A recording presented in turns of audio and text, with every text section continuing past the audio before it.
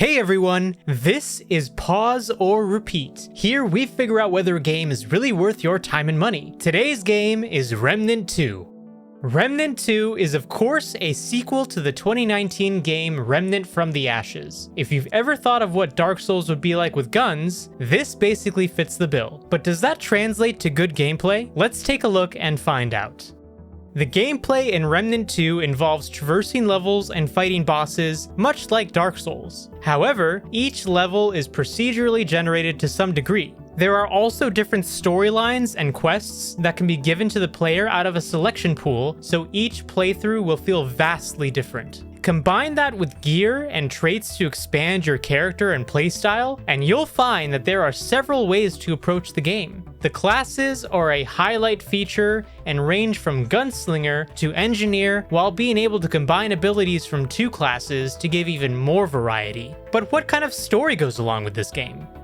The story of Remnant 2 is mostly a direct sequel to the first, 2 decades later. Fortunately, you do not have to have played the first game to understand the story. To put it simply, there is an evil force called the Root. The Root has conquered several realms, and despite it being stopped in the first game, it is back. It is now your job to stop the Root from spreading and conquering realms, and you will do so by traveling to these different realms personally. The story serves as a vessel to give the player different environments to traverse, rather than sticking to one type of environment. But now the question still stands. Pause or repeat? Dark Souls with guns. I mean, when you first hear that, it's like, what? How's that going to work? But I think that they actually do a pretty good job of making it work, especially considering you have all these different environments that you can go through, and it's multiplayer, which I think is even better for any game like this where you really are just going up against bosses and going through levels. Like being able to play with a couple friends just makes that even more fun, in my opinion. I'll admit I never played the first game, so I can't really compare it to that one.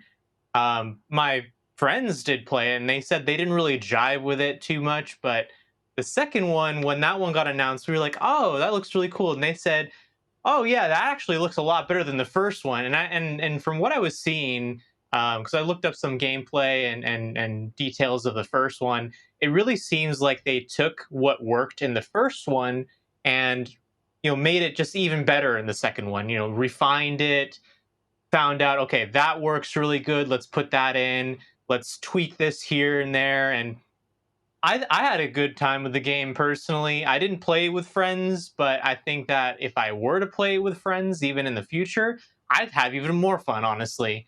But I'm actually curious. What are your thoughts on this game, Chris? Well, it already sounds like you're gonna say repeat. I really think that Remnant 2 is an amazing, fantasy shooter. It offers a lot of really dark and enticing series of worlds that a lot of gamers can jump into. And the coolest thing is you're playing as like this nameless survivor in this like post-apocalyptic Earth where you like you said in your beautiful video where you're gonna be where there's like a race of like evil trees called the Root that are attempting to take over the multiverses. And what's really cool that you're gonna be wanting to play this game as a repeat is because when you go and bring your friends along on the journey, you have to realize that like everybody's going to have a different storyline when you play because there's always going to be 2 different scenarios that are going to happen in each world. You're always going to have different bosses to fight. You're going to find completely different quests.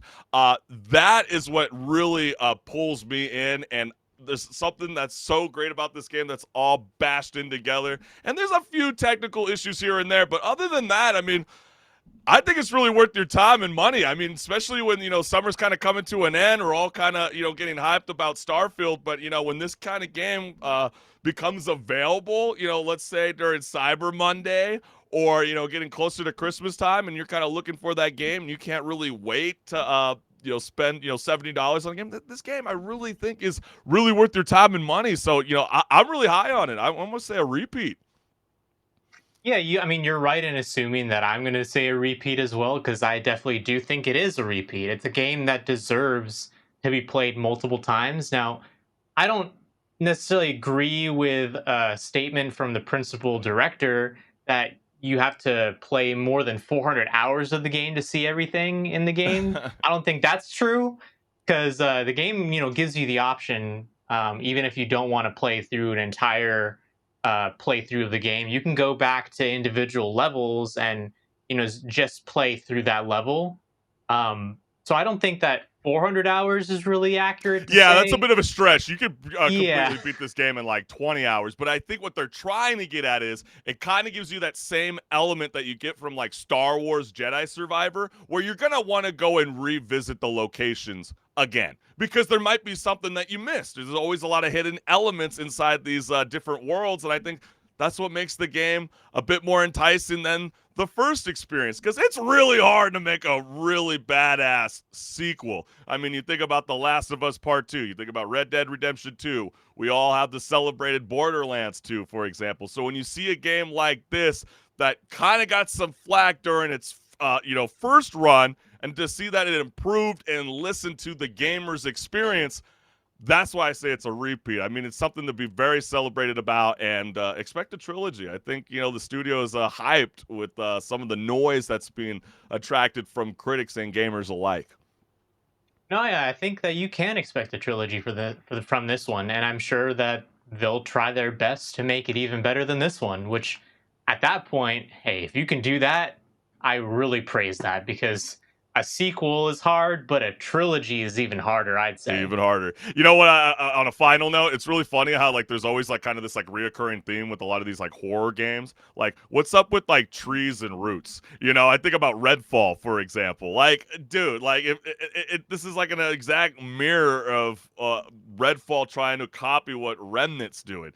That's all I gotta say. Can we just lose this whole idea of like an evil root and sprouting out? I mean, even The Last of Us try to even branch out and say it's crawling from out of the ground. Can we just die off with that already? Remnant nailed it. Let's not continue this trend any further. That's my final note. Yeah, I mean that's an interesting thought. I hadn't even thought about that, but you're right. You're totally right.